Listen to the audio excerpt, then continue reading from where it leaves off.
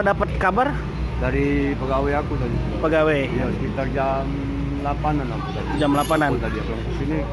Kita pemiliknya kok. Aku manajernya. Oh, manajernya. Siapa nama kita kok? Henry. Henry. Kok ini kebakaran katanya korsleting arus listrik ya? Iya. Dugaan pertama, dugaan awal. Ya. Kok ini kan bukanya malam. Malam kita buka. Ya, Oh. Jadi tidak beroperasi lagi kok Tidak. untuk sementara. Iya. Ya yang lain cak mana pegawainya kok? Maaf. Diistirahat dulu. Istirahat dulu. Pegawainya ada berapa kalau? Hah? Pegawainya ada berapa?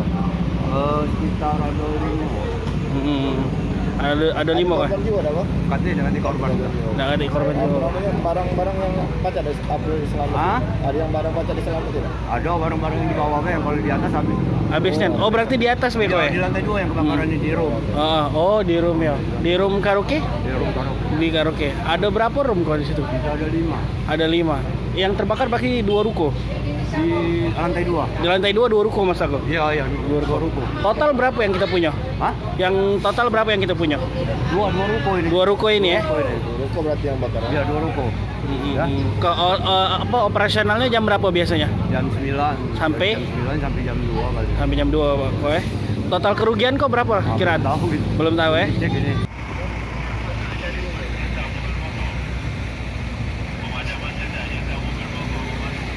Ada